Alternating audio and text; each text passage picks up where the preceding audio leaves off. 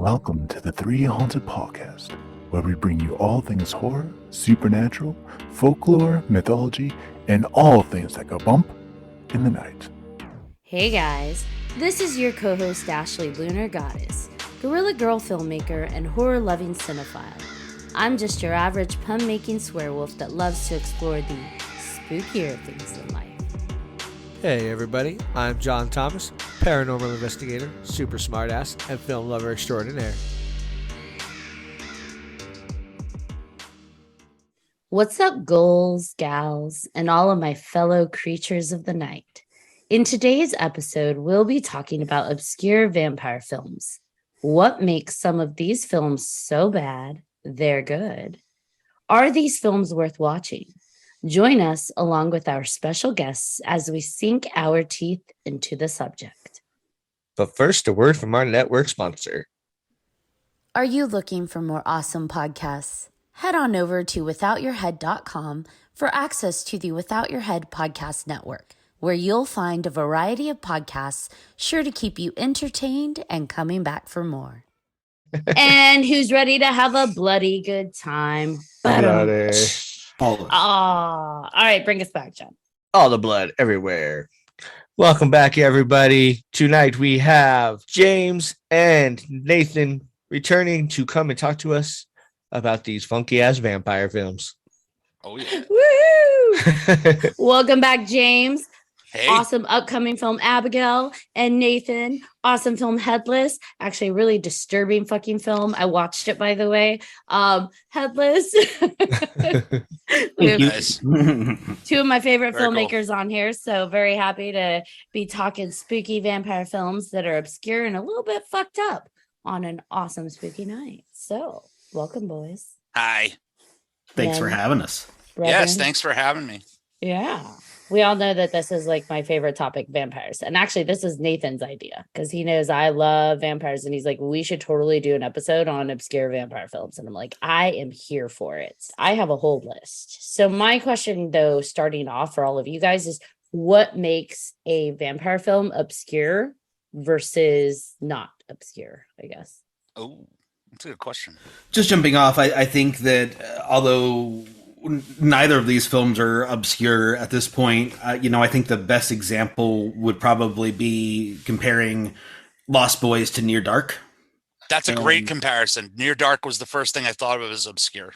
For some reason. Totally. It got eclipsed by the other. They both have wonderful moments. They're actually opposite sides of the same coin, and they do the opposite things with vampires. Lost Boys plays it all on the surface. It's all very glamorous. It's all fangs and bat noises and stakings, and in Near Dark it's like almost a revisionist western, and they don't use the word vampire, and they're not glamorous, but they both work really well, and they're both really valid films. And so it's hard to, I always champion Near Dark because it's more underrated and so I guess more obscure, although that doesn't take away my love for Lost Boys. But I feel like that might be a really good starting point, just because it's like, man, both those movies are totally great, and in neither of those cases are we talking about so bad they're good. We're talking about how so good they're great. So yeah, and I don't know what that made it. I don't know if it was because it wasn't, Near Dark wasn't as pop as Lost Boys. It wasn't kind of as rock and roll, but they're both really great. But man, if you haven't seen Near Dark, go start there. Yeah, no, I just piggybacking off of what Nathan said. I think, like, if we're looking at the essence of what an obscure vampire film would be versus a non-obscure vampire film, I think he kind of hit it right on the head, where we're talking really about box office and just general reach in the pop zeitgeist, if you will. I mean, the Lost Boys, everybody knows the Lost Boys. Like, it's in the horror movie vernacular. Like, it's right up there with everything else, like whether it's Jason or whatever. It's one of the best well-known vampire films out there.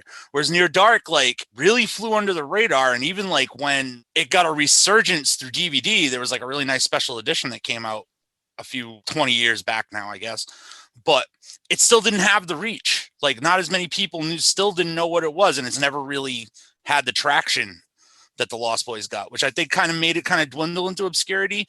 But it is one of those gems where it's like, it's obscure, but it's just awesome. It's a fantastic movie. And it's really strange with that film because It's directed by Catherine Bigelow. It was made when Catherine Bigelow was working with and still dating James Cameron, so it borrows some of his cast from Aliens. It's maybe Bill Paxton's best role, if not one of the best. It's so great, and it's so deserving of big attention, I think. But yeah, so I think going from that, it really is the reach in the box office, because, man, that's a great movie that just happened to stay under the radar. And even today, it's more known, I think, than it has been, but some people haven't seen it. Yeah, I did search, just like Google search of obscure unknown vampire films and like underground vampire films, just to see what's listed out there. And it's so interesting, some of these lists that I wouldn't necessarily classify as obscure or under, I don't know, because I think I saw 30 Days of Night pop up on one list, and I'm like, that is not an obscure vampire film to me. I feel like that was in the box office, that was pretty well known, and that still has a pretty big following, so I wouldn't necessarily categorize that as obscure. But I don't know. I started watching lists. I actually put it out on my Facebook. People give me some vampire films that you think I might not have watched. And I have to say there were two that I started to watch. I just couldn't get through. It was Billy the Kid versus Dracula. And actually it was Kronos. Captain Kronos? I was having a really hard time with Captain Kronos. You know, Captain Kronos is an interesting one. It's part of what they call the Karnstein trilogy, because there was like Twins of Evil. I think The Vampire Lovers was one of the other ones. But it's really obscure in that it's like so disjointed from the rest of Hammer's vampire films. It's got a very different vibe to it. The vampires behave very differently than the other Hammer films. And it was toward the end of Hammer's life, so they were kind of like not giving nearly as much of a fuck about what they were putting out. Like Captain Kronos was within a couple of years of Legend of the Seven Golden Vampires, which is one of my favorite vampire movies because it combines kung fu and vampires, and I love kung fu films, so I don't care. But yeah, no, like toward the end, Hammer was just like, whatever, man, we just got to get this stuff out so we can make some money because we're drowning here. Yeah, that one is the one I was just like, I can't do it. I was trying really hard because like I can watch some really odd, or not, I shouldn't say odd. I can watch some really abstract vampire type films and be like, yeah, I'm for this. I'm doing it. I'm feeling it. But with those two, I was just like, holy hell, make it stop. I mean, Billy the Kid versus Dracula is a lot more mystery science theater / horror host fare. I think that it works well with some satire and maybe some mental stimulants or get high mental altering substances to go along with it. You watch it at midnight. Yeah, I could see that being a good film for like having fun with it. And it makes a good pair with Jesse James meets Frankenstein's daughter. Yeah, or you've done this before. Even the more popular stuff, like an Abbott and Costello meet the Wolfman or something like that would be that. I feel like that would all be in the same corner. You know what I mean? Oh, we got to run back. First of all, it is Abbott and Costello meet Frankenstein, and that movie is an A+. That is a movie that is as funny as Young Frankenstein is today. I apologize, sir. I apologize. I'm very tired. No, I'm going to jump through that screen. We're going to no, I'm kidding. We're going to tussle. Uh-oh. It's our first 3Haunted film geeks. You know, I don't know. No, because I think that if you want to talk underrated, not obscure, but underrated, Bela Lugosi's performance as Dracula in Abbott and Costello Meet Frankenstein is a tour de force. I think that movie's great because they don't count the monsters as jokes. But, you know, it's less of a vampire film than more of a Bela Lugosi just being a badass against Abbott Costello sort of film. Yeah. I did a rewatch of Vamp. No, I'm sorry, not Vamp. Oh, Vamp. Grace Jones and I did a rewatch of that one. Yeah. Robert Russler, Getty Watanabe. Yeah. To me, I would kind of categorize that as obscure. Most people don't know that film. I forgot how much I enjoyed that film for it being weird. And like, can we just talk about her main dance that she does? I'm just like, what the fuck is going on here? And I've already seen this. And it's like, each time, you know, these guys are like, oh yeah, I'm about it. This is awesome. And I'm thinking, what is this? But it works, I guess. Like, she gives fake fellatio to a headless mannequin on stage. So, hey, run with it. It was a really disjointed movie in that aspect, where it was like playing with some themes that felt a little odd, like Grace Jones, sex icon. To a lot of people, yes. To the crowd that she was playing to, not really. It didn't really add up. But the movie as a whole, I love it. I love Vamp so much. I would classify it as obscure too, because it doesn't really get talked about that much overall. But I do think it's a fantastic movie. I think it was a little bit ahead of its time. Yes. Because it was mixing in the horror and the comedy in the same kind of dry, satirical way that we got in stuff like Lost Boys Fright Night and stuff like that.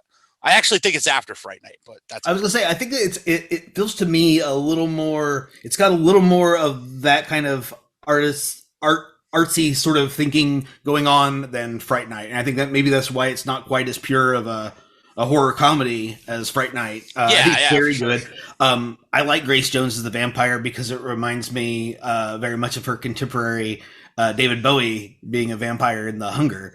Yes, which is a great vampire film, not necessarily obscure, but maybe not talked about as much anymore as it should be. So I don't know. She worked for me as a vampire, but I would say that movie's fairly disjointed. I mean, I like it. It's a lot of fun, but that's a great thing about these movies is they're imperfect, but they still have cool things to offer.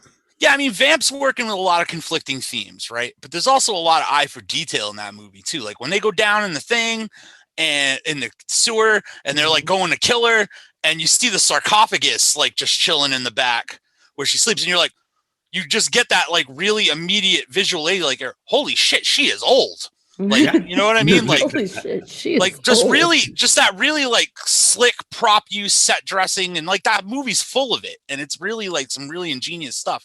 But the art as a filmmaker, as an artist, I see like a lot of themes that just don't jive in the movie too. They're trying to be artsy in places where they shouldn't. They're trying to be funny in places where it might not have felt like it should have been funny. Like, it's not a perfect movie, but it is. I do enjoy it great. I do enjoy it quite a bit. Yeah, I don't mind the combination of art and gore and horror and comedy. I think it can be done well, but man, that's putting so many layers together to try and meet a balance. It's hard enough when you just have two, right? Horror and comedy, and then we add in the artistic element. I feel like it landed for me because I wasn't sure how it was going to stand to the test of time. I haven't watched that in quite some time. So I was like, sure. Let me see, put it on, watch the whole thing. And I'm like, yep, still here for it. The dance was a little awkward, but that's just personal taste here. Taste. Sorry. Vampires.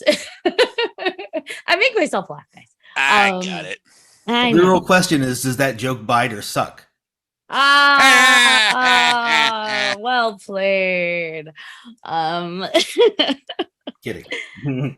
I thought they had fun with it. And that's the part I think is what keeps it on a lot of these films. I think that's what helped them stand the test of time, is the ones that aren't taking it so seriously, that do have fun poking at themselves. So then, decades later, they're having a little poking fun at themselves. And it's like, oh yeah, okay, that works. It alleviates some of the like criticism we may have for it, right? Or people that haven't seen it yet, because it's like, oh yeah, it's making fun of itself too.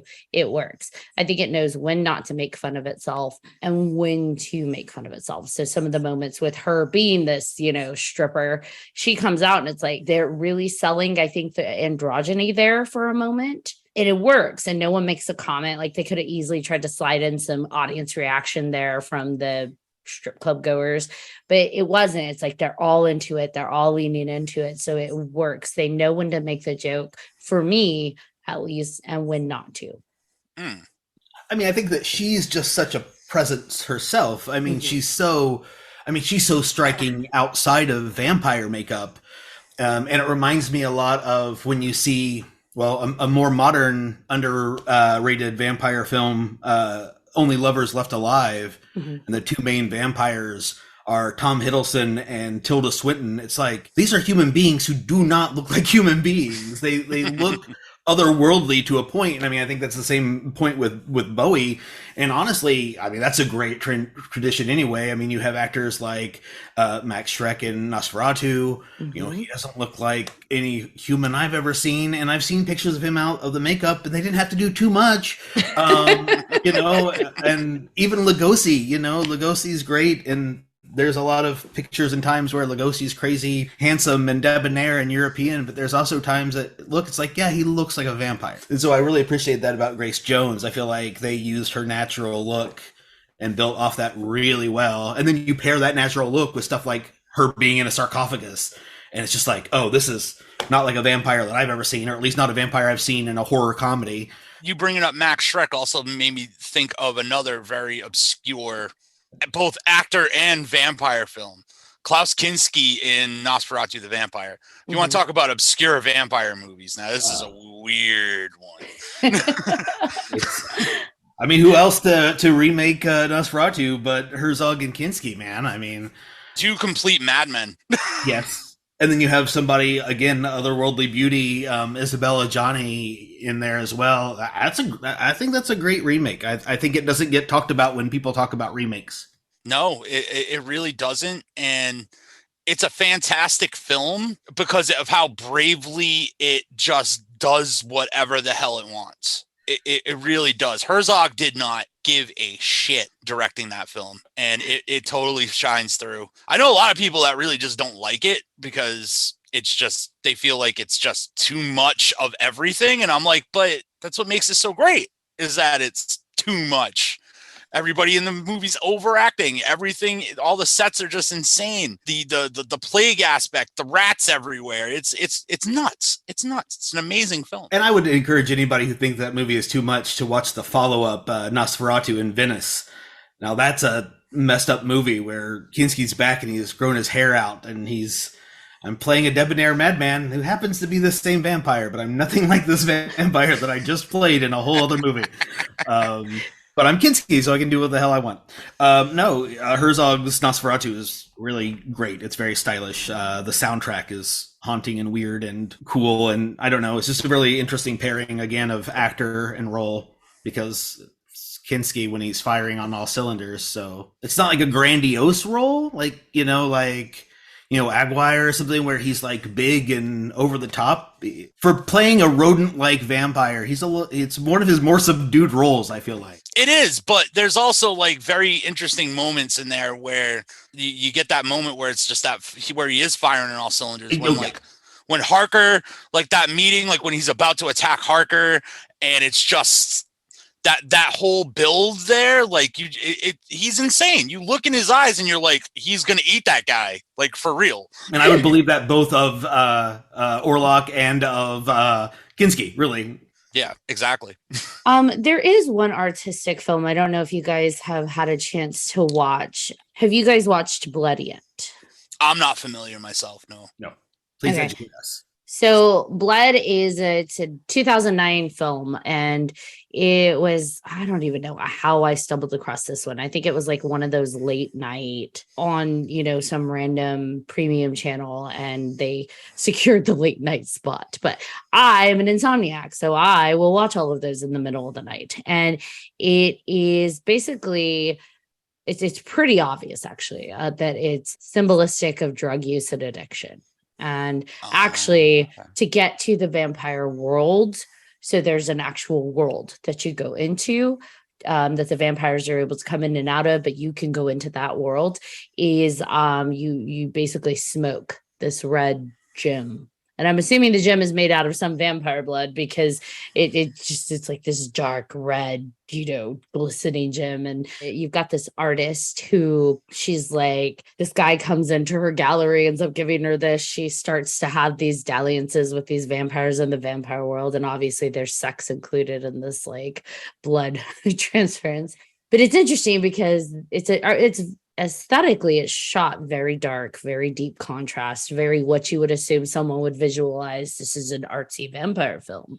And then the vampire world feels like an Evanescence music video, with like the high glow and the black and white, almost like very low saturation. Just feels like an Evanescence video.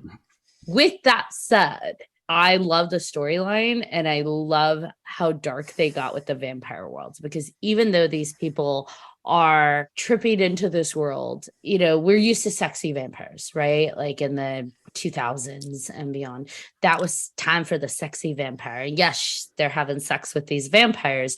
The vampires themselves are really fucking disturbing looking. And I think that I really liked that they did that, because to me, it hit it home a little more that, like, if we're symbolizing drug use, that to the drug user, they're in their high so much they don't realize like the magnitude of what they're actually using. Like what they're using is not this glamour, is not this beautiful thing that they're experiencing. They're actually essentially making love to a monster. And I really enjoyed it. Like, I am always telling people, if you're into vampire films, this is not one where I would say, oh guys, this is the best vampire film out like ever. But I will say this is one that resonated with me to the point where I still talk about it. So I would recommend it. And it's funny because it has like the lowest ratings. Like, I think it has like a 2.9 on IMDb and like 64% user rate on Google. And it's like, yes, I could see why people might feel that way, but I also think people don't necessarily like their horror to have, I guess, an obvious statement, for lack of a better word. I think some people really do look for meaningless horror, or I shouldn't say meaningless, because all horror has a meaning, right? They just don't always understand what's being told. So I think that with this one, it's like, okay, come on, we get it, mom. So, but I loved it, so I recommend it. Drugs are bad. What you said was blood, Jim. So we need to talk about subspecies. Yeah. Oh my God! Yes, that's something we got to talk about. Yes, let's talk about subspecies. Yes. For the uninitiated, Subspecies is a film that became a film series from our cheap friends at Full Moon, the poor man's trauma, if you will. Subspecies features a drooling, long-fingered vampire named Radu. His father, who is played by the tall man himself, Angus Shrim, in a huge white fright wig. He's got a mummy that's actually a mummy. And he's obsessed with the blood gym. And I don't know, it's kind of, in my opinion, the best of the Full Moon series. I know the Puppet Master people will come after me, but they're small, I can take them. But no, I think that the Subspecies films are pretty cool, and they're making a new one right now, which I think is really interesting and excellent. But yeah, I think that that's something that was a staple for some of us who were 90s video store kids.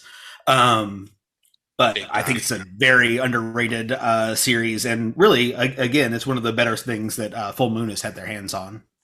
I think the thing that makes that such a good series is Ted Nicolau and what he did with the direction of that film and what he was doing with how little he had, and just some of the effect work and the shadow play of like how they worked Radu and how he appeared and disappeared and used the shadows to make that work, and just made him they made that movie feel so much bigger than it actually was in a lot of ways, in a lot of really like technically savvy ways that just really impressed me, even when I was like 10 years old. You know what I mean? Watching it for the first time, I was like, wow, this looks really cool. Because I was an avid Full Moon renter, and most of the movies kind of look like shit. So this to see that, and I mean, all the way up until Subspecies 3, like you had that same quality of cinematography and effect work and everything. And it was really all Ted Nicolau and Anders Hof, obviously, maintaining that incredible performance as Radu. Yeah, no, I'm with him 100%. It might be obscure, but God, is Subspecies good. It is so good.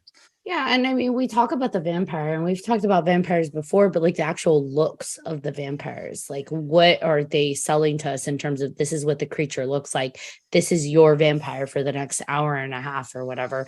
And like Subspecies really did a great job, in my opinion, with how they presented this is what a vampire is in our world. This is what they look like. And, you've got the long fingernails and the creepy claws, very Nosferatu-like, but the face, it just, I don't know. I really loved it to be able to, they're what nightmares are made of if you're going to have a nightmare about vampires, right? Like some of the vampires we've had out there, it's like, okay, yeah, you've got sharp teeth, but you're not that scary. I could take you.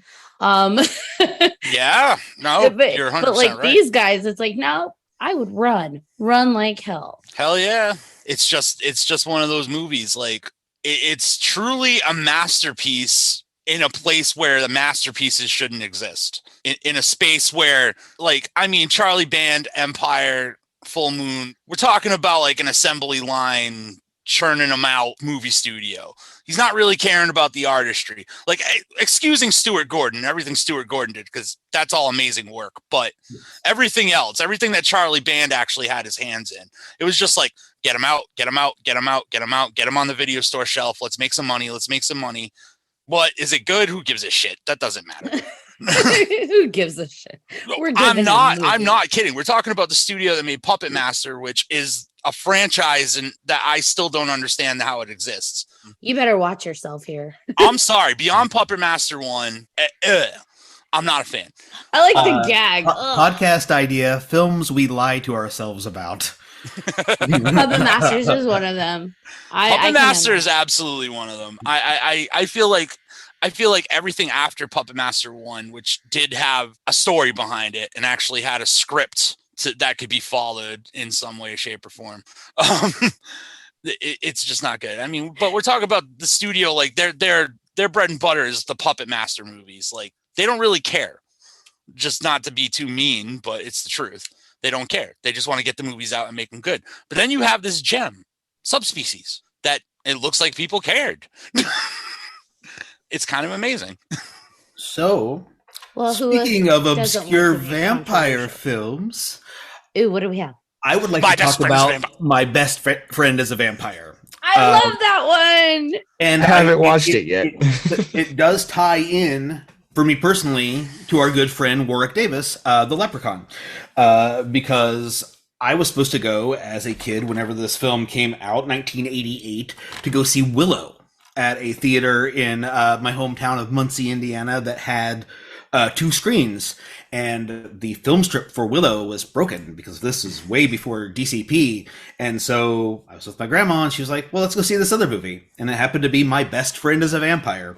For those who haven't seen My Best Friend as a Vampire, it is a coming of age comedy starring the Dead Poet Society's Robert Sean Leonard and Star Trek The Next Generation's Rene Auberjonois, I don't know how to pronounce his name, and the recently passed David Warner. And it's basically a coming of age and also kind of quasi-gay teen comedy, but much more just a vampire sort of movie, because it's basically, spoiler alert for a 40-year-old movie. But it's a young high school kind of nerd gets bit by a vampire, starts transitioning into a vampire, and it's a non-killing vampire. He meets an elder vampire who kind of leads him into the way of, oh, we have a deal with a late night butcher, and this is how you get through, getting through a day and a night and all this stuff. But then his parents think that he is in the process of coming out, and he is, but he's coming out of the coffin, not out of the closet. But it's a lot of fun. It's kind of weird and it's kind of uneven, but I think it's an obscure favorite. I'm fully with Nathan on this. That was a staple of my childhood in the rental circuit when I would go pick up my weekend movies to go take to my dad's. My Best Friend and the Vampire was in there more than I could possibly count. I love that movie, but I think it's also more of a nostalgia thing. I agree with Nathan. It's not a perfectly balanced film. It's got weak points, but that's okay. It's a weird high school movie from the 80s. Like, they're not going to be perfect. Like, it's not John Hughes, so no, and it has a lot of good ideas. Maybe it doesn't execute those ideas, but I appreciate it having those ideas. For sure, it throws some stuff out there. The performance of David Warner is really great. He's a vampire hunter. He's kind of the antagonist. He's not really the bad guy per se, but he's definitely the antagonist. But it's great, and it's got a great, very iconic poster. The poster of the lockers, and then the locker in the center is a black coffin-shaped locker with tennis shoes in front of it, which I feel like is a really good representation of my personality. I think it's a lot of fun. I would definitely recommend people to seek it out. Yeah, it's not going to age well, and I'm sure that there's probably a couple of those jokes that don't land maybe quite the way that they were intended to at this point, but it's fun. I mean, if you're looking for a vampire theme, I mean, it really is. If John Hughes made a vampire movie, only he was not quite as good as John Hughes. Yeah, no, I enjoyed it. But it's really fun. And just a shout out to Grimsdyke, who, as the comedic sidekick to David Warner's Vampire Hunter, he's absurd and he's so much fun. Yeah, it's kind of like a good Igor in a way. Yeah. Good Igor. That's a good way to put it. Yeah. I totally kept it. I kept it on like my rent again list just because that movie had me totally crushing on like Robert Sean Leonard. Like I was there for it. I was just like low key, just very much. He's so cute. He's so dreamy. He could bite me any day. Yeah, but you guys are right. That is like John Hughes meets a vampire film. But that kind of reminds me of the Jim Carrey one. What is that? Once Bitten. Once Bitten. Also dorky high school vampire film. I enjoyed that one. But I enjoyed Once Bitten, but if you go back and watch that one's aged, that one's aged really rough. Really rough. There's a lot of intended humor in there that you look at it now and you're like, yeah, it's kind of fucked up, man. That's kind of fucked up. I thought it was fun. It's just aged worse than most. I feel like most of the vampire films from the 80s and 90s that are on the obscure list, unless you watched it then, you're probably not going to get that humor from them because it was very much in context with what was going on. Oh, right? Yeah, no, absolutely. Around that time, absolutely. So. Absolutely. You stuck a 15-year-old in front of that movie, he's going to be lost. They're going to be like, God, you're so lame. They're going to be like, this doesn't even, why did he say that? It's so offensive. Oh my God, I'm going on Twitter. It's so offensive. Cancel that. I was watching Billy the Kid versus Dracula, and they've got that scene with the Native Americans, and they're like, the film back then, their perspective of what Native Americans are like. And I'm just like, holy shit, if anybody watches this from the younger generations, that's going to be exactly that as well. # cancel Billy the Kid. I think he has been canceled. I think a few times. I think so. If not by bullets, by time. Oh my God, Nathan! I love it. He's not wrong though. I don't think you can cancel Billy the Kid any further. Really, it's like people trying to cancel John Wayne. It's like, well, he's been dead for 40 years, so he's already canceled. Like the Grim Reaper canceled him. He got the ultimate cancel. Like, what else can you do? Well, that's what I say for all these people who have watched 2 episodes of Dahmer who are very upset. I'm like, stick with it. Stick with it. He'll get his, I promise. I know how it ends. He's not with us anymore. Stick with it. That reminds me, and this has nothing to do with horror or anything at all, but back when Titanic came out, I remember walking out of the theater and somebody was saying something about the boat sinking, and somebody in line was like, thanks for ruining the fucking movie. Are you kidding me? Like, hello? Did you not study, I think we all walked into that having it spoiled for us. I don't know. Yeah, exactly. Yeah, it was just hilarious. I laughed my ass off and just walked away. That's one of those. That's that's I want somebody to go back to like a 30s newsreel and put spoiler alert at the beginning of it. Yes. Spoiler alert. This is what happens. Oh my gosh. Yeah. So I watched a weird one that Ashley kind of told me about because she knows how much I love Kevin Smith and Jason Mewes, and I did not like this fucking movie at all. No, I know exactly what you're gonna say. Yeah. Go for it, John. Well, okay. So first, I can't get over Jay being Jay, so that part kind of sucked. Yes, he did good, but I don't know. It wasn't so much him in this movie. It was the other guy, the other ambulance driver. I can't stand that fucking guy. I wanted to kill him the whole fucking movie. I was like, just shut up, dude. You're a piece of shit. But yeah, I don't know. Like he's a piece kind of of ruined shit it. that came through. Yeah, but he ruined the whole movie for me. Just I could not stand that fucking guy. That movie is just. What is the name of the movie? Bitten. Bitten. Yeah. Jason Mewes. It's a What the hell fairly is that recent chick? one, I believe. It's like No. 2000 something. 2008. Okay, Yeah. not recent. It was in the post. It was in like the lull when Jay and Silent Bob weren't really being a Yeah. thing. Nothing He else. He was still on heroin, so he was taking any job he could. Yep. And yeah. Jeez. That movie's terrible. I don't know what to tell you. It's so friggin' bad. I was amused. But amused. Sorry. But we Uh-huh. can acknowledge that just because something is amusing, it doesn't mean it's good.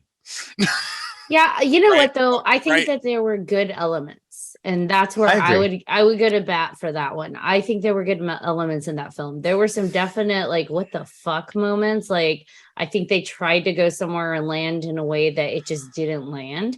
But I think that whoever wrote it and filmed it, they had ideas, and they had ideas. They had that ideas. could have landed if they had maybe, I don't know, paired with someone a little bit more seasoned. But there were moments in that film kind of sprinkled throughout that I think is what kept me watching it, because of those moments that it's like, okay, that lands, that works, that's funny, that's charming, that's endearing. The thing that wasn't endearing for me was the vampire itself. So that's where that was the, I think, where it doesn't land for me, because you guys know I love my vampires. And so if the vampire isn't working for me, it's like, well, then your whole fucking movie's kind of awkward. The character John's talking about is the only reason I think that movie did landed that's okay for me. Which is funny, we're on the opposite sides there, because you would think that I wouldn't like it being a female, because this dude was like very offensive in so many ways, but there's something about it that worked. Like we all know that guy, right? We do all know that guy. Yeah, that guy who's just like running his mouth and saying things that you're like, dude, shut the fuck up.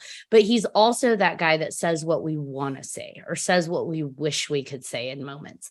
So for me, I'm like, he has to be that guy. He's also that guy that comes through, that even though he's kind of shitty and rough around his personality, he comes through for you, and he has your back, and he looks out for you. So I didn't mind his character. I thought it worked. And out of all the characters, I think he probably was the most complex. My only question about that character, I guess, if I had to like try to redeem something out of this movie, and I agree with you, he was the best part of the film because he was the only one trying to like just be like, do you not see how ridiculous the situation you are in He's is? calling it like it is. But why did that guy have to talk about how much he's shit? Every 5 seconds, he's talking about what the deuce he just dropped. Like, Sorry, who but that's came the up only with that? part that I connected with. See? That's literally the only part I connected with. I was just like, okay, dude, the bathroom jokes, like, why? Like, that's what I mean, though. Yeah, I was gonna say once in a while it was okay, but like all the fucking time. Literally, his walk-in for every scene was him just coming from taking a shit. Like, that's ridiculous. I honestly don't know. I don't think know. that was just to help. I think that was low hanging fruit for the writer. Like, we got to make this guy the most repulsive, so that when he is like redeeming himself or helping and coming through, like it makes it bigger. Out of all the solids and fluids that the human body excretes, he only picked one. You've got so many more options. Yeah, I wouldn't say out of like, if I were recommending people go watch a movie, I wouldn't list that as but I would say that it did entertain me. I did see some moments, I wouldn't say of redemption, but moments of entertainment in there, moments of story that says, hey, dude, filmmaker, writer, keep working on your craft. It didn't completely bomb for me in a way where I'd be like, maybe you should consider a different gig. Okay. I mean, I would definitely watch it again, but like, yeah, that gets a once for me. Yeah.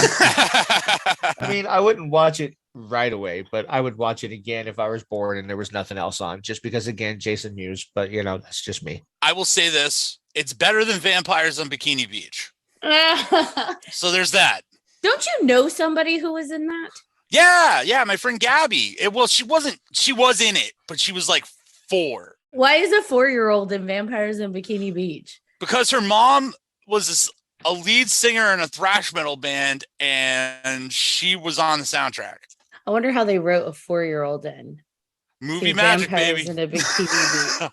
I don't know. I don't know how else to say it. Movie magic. I mean, Bram Stoker's Dracula has young children in it. That's what Lucy's eating. Oh yeah, Mhm. that's fair. Definitely not an obscure version, but the version of Lucy and Bram Stoker's Dracula was terrifying. Yes. She was horrifying looking. I would also say that which is kind of a takeoff of it, which is a little more obscure, is the 79 Frank Langella Dracula, which is John Badham directed. It's based on the revival that Frank Langella was in on Broadway. It's got Laurence Olivier in it. It's got Donald Pleasance in it, which is much better. I just looked down and saw it right now. Just have to bring it up, is Jack Palance in Dan Curtis's Dracula. Speaking of underrated and obscure vampire stuff, Dan Curtis of the vampire supernatural soap opera Dark Shadows spent some time in the late 70s, early 80s making terrible adaptations of horror films for TV, including Jack Palance's Dracula, and you should watch it to be believed because he's easily one of the worst cinematic Draculas. But the Langella version that came out right around the same time is very good, and I feel like there are honestly moments of the Francis Ford Coppola Dracula that share some similarity. Absolutely. And the Lucy scene is kind of one of those, except in the Langella version, undead Lucy is not attractive in the slightest. She almost looks like a zombie as a vampire. And then, Francis Ford Coppola Lucy, I'm like, you could take me instead of that kid, Pick me. It's okay. I'm all right. No, guys, let me go. Guys, I got it. I'll take this one back. She already had like 3 suitors that were willing to bleed for her. That's fine. I'll fight all 3. Come on, Sadie Frost. Let's go. One of them being Wesley, the Princess Bride. No, sorry. Carry on. I guess he wasn't the Princess Bride. I guess he was the Dread Pirate Roberts. But in my mind, Wesley was the Princess Bride. That Lucy scene in the 79 Dracula truly is a really great example of when vampires are scary. Yes.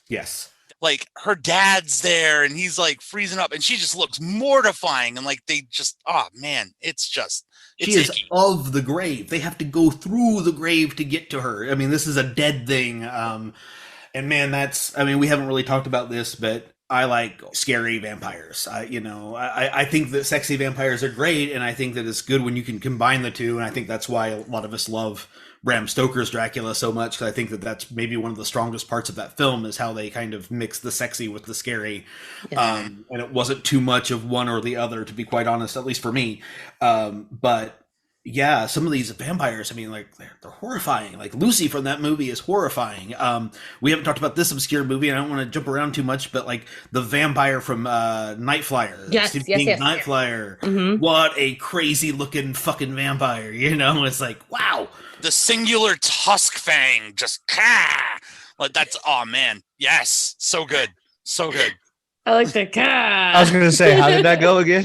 But like, if like his mouth like extends to like 5 times its normal size, and then he has this one, just the one down the center, and it just looks like, he's just coated in blood, and like he's got the Dracula costume on, but he looks mortifying. It's wonderful. He's got the one at the bottom too. It's just not as long, but it's also the triangle at the bottom. You're right. I mean, it's still a good size. It's like 2 fingernails. Yeah, he's got the pincher. Yeah. It's like it's like vertical pincers. Like if a spider had a vertical mouth. I like, a lot of people don't like the Night Flyer, but I liked it. Dude, no, such a good I enjoyed it. So such a good movie. I have a whole podcast dedicated to Stephen King, so I'm a huge Stephen King fan. But you're one of the Derry's Dead kids.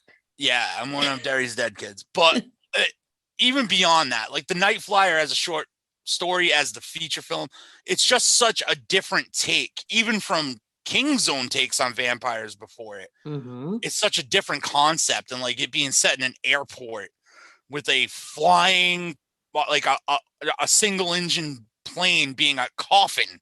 Like it's just really interesting, high concept that actually does pay off. You know what I mean? Rather than some things that we've talked about today where they went for it and it didn't pay off. Like I think everything in that movie really does hit on all cylinders.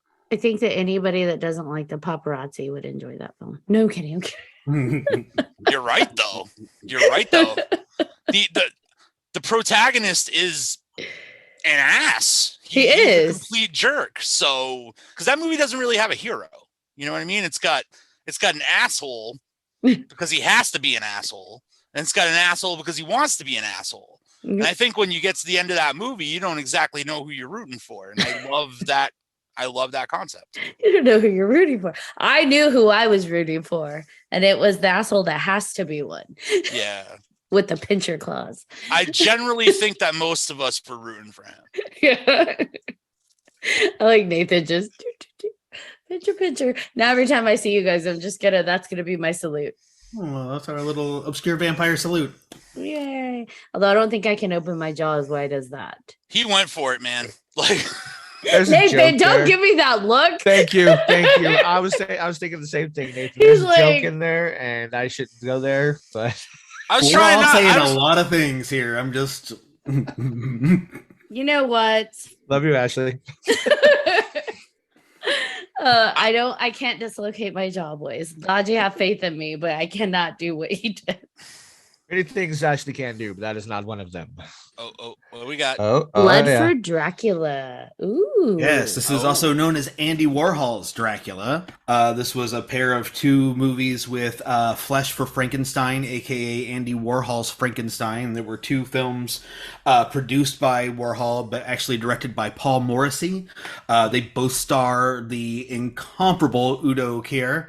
That you may know from anything from Blade, another vampire film, to My Own Private Idaho, to if you're a horror fan, you know Udo Kier. But Udo Kier, he's in Suspiria. He's a very thankless role in the original Suspiria. But this movie's a great movie. I would say that it's a little less obscure now because Severin just put out a beautiful edition of it, and both of those films ended up on Shudder for a while. I think they're still on Shudder, but they're great, and they're great takes on the story. And Udo's Dracula is especially interesting because they play him very effete, and they really he goes in on his own German accent and talks a lot about the blood of the virgins. And it's all about kind of sexual revolution and mores, because basically Dracula leaves Transylvania to go find more virgins. He's run out of virgin blood, and non-virgin blood makes him vomit blood copiously. And he moves on to Italy to, find the nice Catholic girls that are all, of course, very sexually promiscuous, and so it doesn't end up very happy for our Dracula in this film. But it's kooky and weird and gory and bloody and sexy, but also very campy, but in a very purposeful way. Yeah, I find funny is Udo is in Dracula 3000. He's the captain of the ship, and he's actually fighting Dracula. So.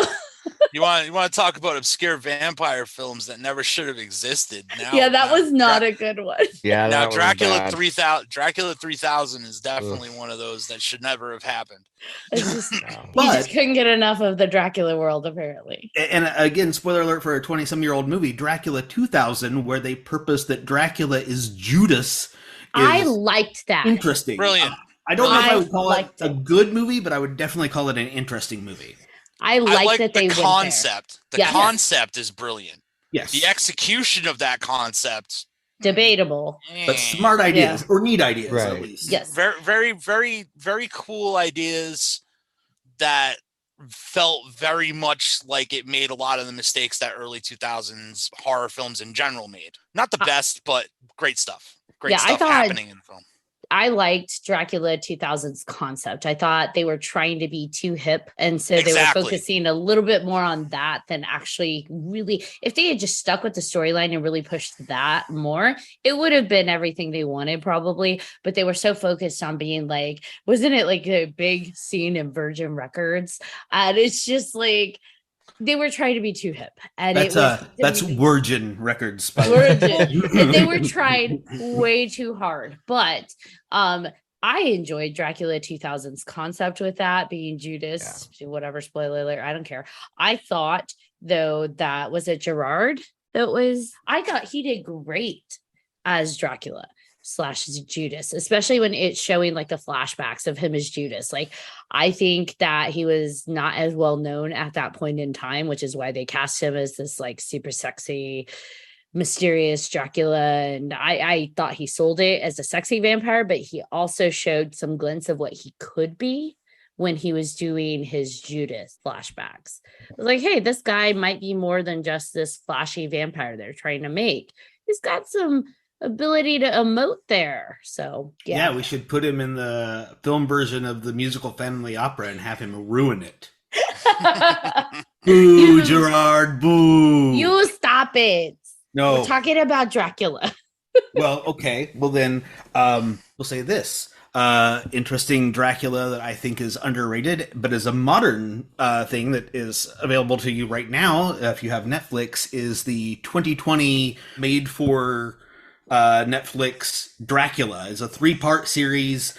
It's from the people who did the Sherlock Holmes series. It's 3 90-minute episodes, and it's really one of the most interesting takes on Dracula that I've ever seen. I don't know if it always works.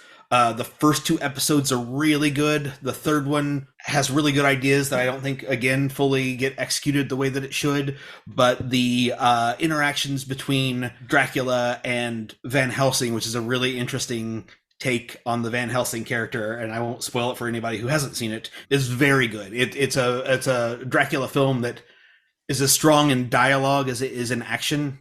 Again, it's very interesting because it has to do with Dracula coming to the New World, and then the one halfway spoiler I will have, it goes from Dracula times to modern times. And it's pretty interesting in that result. That's cool. I just noticed that it's got 2 of the writers from Doctor Who and, like you said, Sherlock as well. Yes. So it's a BBC production. Yeah. Yeah.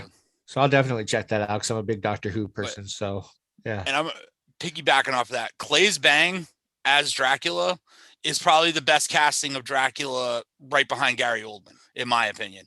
His Dracula is loving everything he's doing. He is having so much fun being an absolute monster, and it's fantastic. It's fantastic. It's so much good. It's so much fun watching him. It's very strange because he is a Danish man with kind of an English accent, but they play with that and they actually talk about why he doesn't have a Transylvanian accent in the film. But I have to look this up just because I wanted to get his name totally right.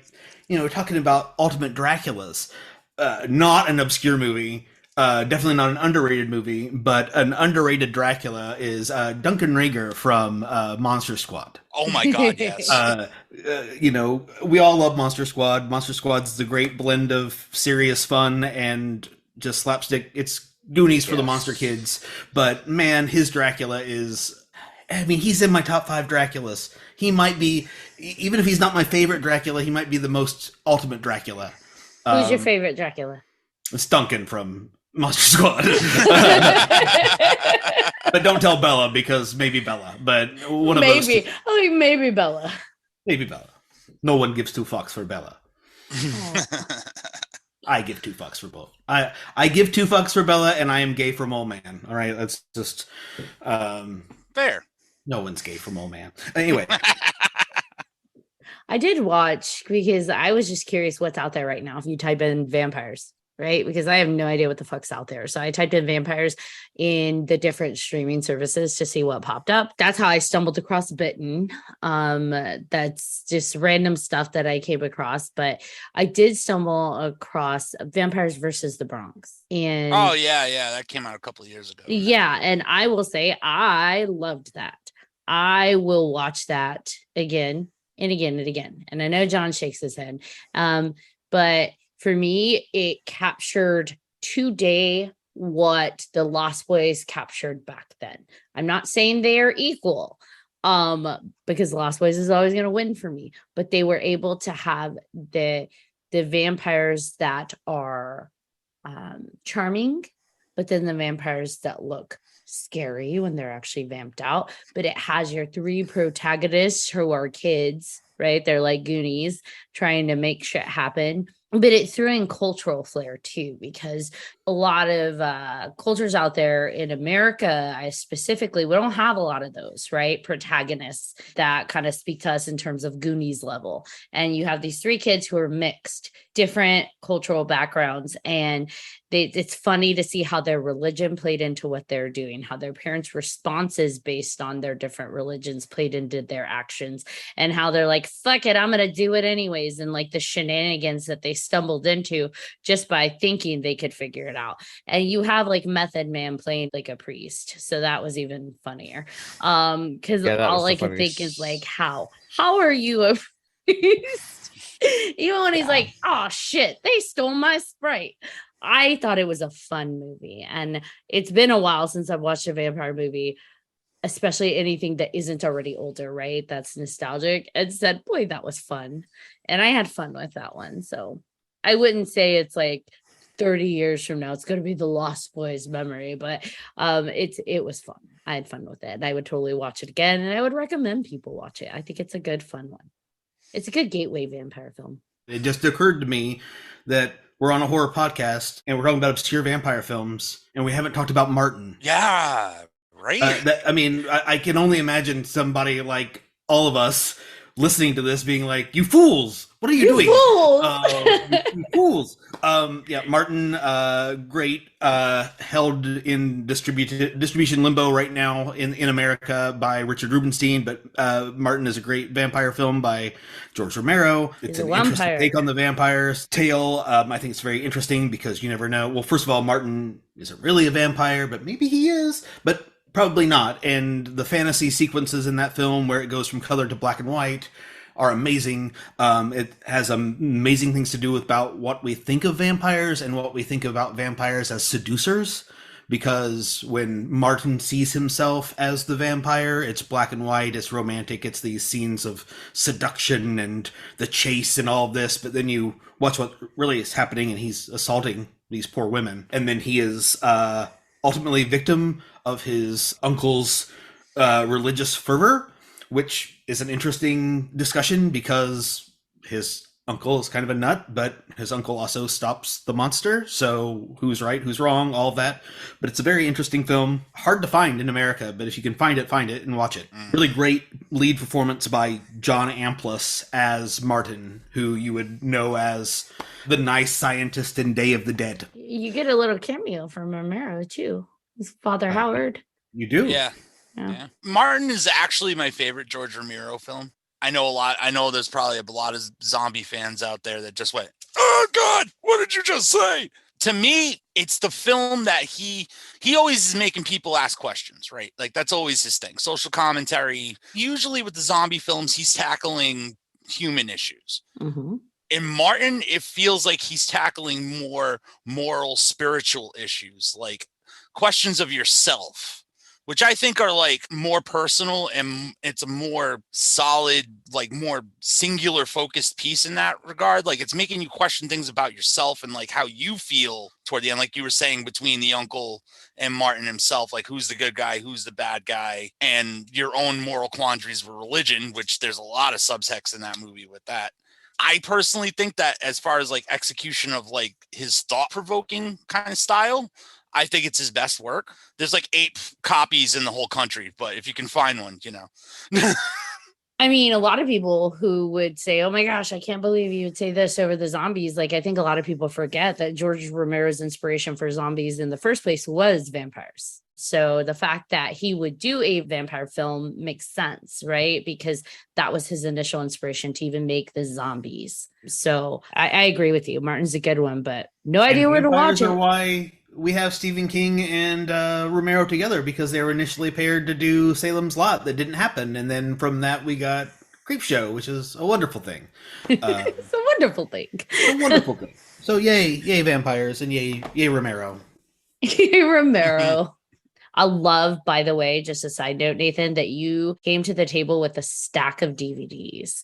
Oh yeah, and we didn't even get, and you're just holding them up. My copy of Blood and Donuts here. Oh my God, I love Blood and Donuts. Canadian comedy. We've got an Ashley favorite, Central Park Drifter.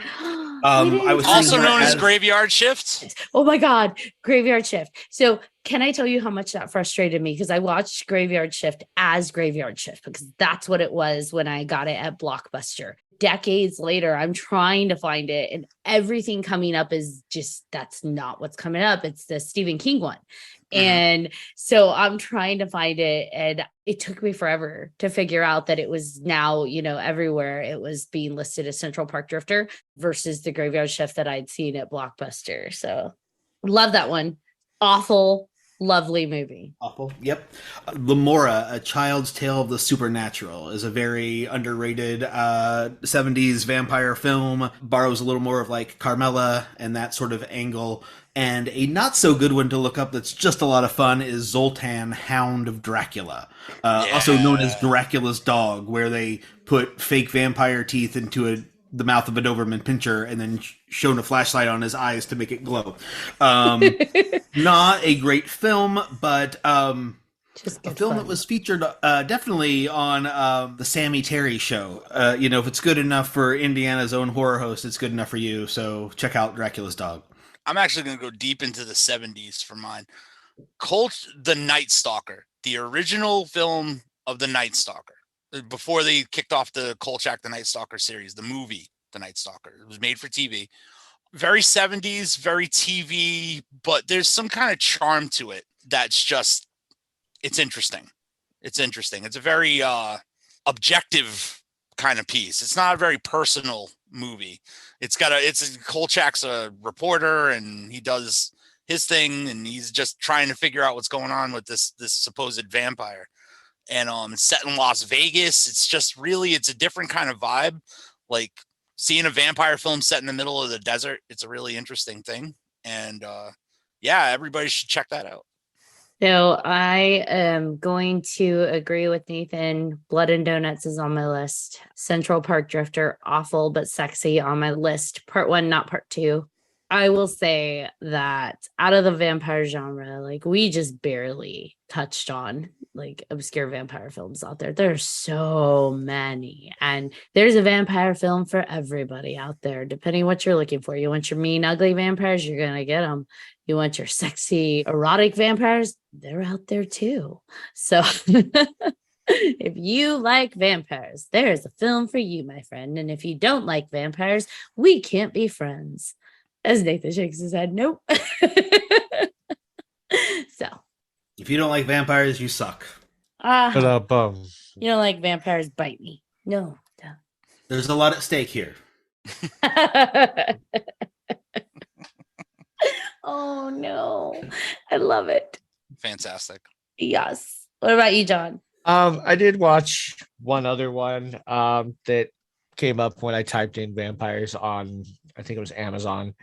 It was called Suck. Just Suck. So I'm like, all right, this is whatever. Are you sure you were on Amazon? Yes, it was not that kind of a movie. Did it say Brazzers in the corner? Yeah, no, that was on the other one. I'm sure. Okay. But no, it's about this band and they suck and they're trying to make it in Canada and doing this tour, and their bass player is a chick, and in walks this vampire. He's the creepiest looking fucking thing I've ever seen. Iggy Pop's in there. Yeah, they're all in there. Alice Cooper. So Alice Cooper was who I thought at first, which this guy did not look like at all. He comes in and he bites her. So the band starts getting, noticed more and more because now she's hot and blah, blah, blah. And it's weird. It's got Iggy Pop in there. It's got freaking Malcolm McDowell as Van Helsing. Moby's in there. Henry Rollins. All kinds of weird cameos. It's a weird movie, but it was actually kind of funny and stupid just to watch for just a night for whatever. Well, guys, this has been fun. I appreciate you coming on to the podcast to talk about vampires with me. I love the vampires. I love the sexy vampires. I love the mean vampires. I just love vampires. And there's probably a psychology out there of why I like vampires, but I don't give a fuck to know why. I just like them. So thank you for geeking out on it with me. I know you guys love on the vampires with me, so it's always a special day when I get to geek out on movies with you guys. Yeah. Do you guys have any projects you'd like to shout out to before we finish it up? As some people may know or may not know, we are embarking on the endeavor of making our first feature film right now called Abigail, which amazingly, how fitting for the theme, is a vampire movie. And it's a big, scary thing. Ashley is actually read the script and she loves it. And so people are really excited. I'm really excited. We're trying to crowdfund right now and raise some money so that we can give this thing the best that it possibly can. And if anybody out there was interested, go check it out at It Came From the 508 Productions on Facebook, which is where the link will be. Yeah, and the first thing I'm going to promote is his movie. So do that. Go fund that movie because we need more independent vampire films from crazy people who have awesome taste in vampire films. Also, you can always find me at sammyterry.com, where I work with the world's longest running horror host, Sammy Terry, right out of here in the darkest depths of Indianapolis, Indiana. We are celebrating our 60th anniversary this year. You can always check out our Facebook page because we're doing some 60th anniversary stuff all spooky season long. So yeah, check us out, sammyterry.com or the Sammy Terry fan page on Facebook. Yay. Thank you guys. Thank you again for being on the podcast. We appreciate you so much. I'm so happy you brought us on. Thank you. Blah. My vampire noise. Blah. You pinch your teeth. One more shout out. Dracula Dead and Loving It. Leslie Nielsen. Amen. I rescind everything on this podcast. Refuse to be seen. All right, John, bring us home. All right. Thank you again to James and Nathan for popping on this episode. It's absolute blast when you guys are on here. And I know we can go on for hours and hours and hours. And for That's our what she listeners, said. Thank you to our listeners for listening to this episode of 3Haunted Podcast with your host. I'm John Thomas. I am Ashley Lunar Goddess. And if you have any questions, comments, or episode suggestions, please feel free to email us at 3hauntedpodcast@gmail.com.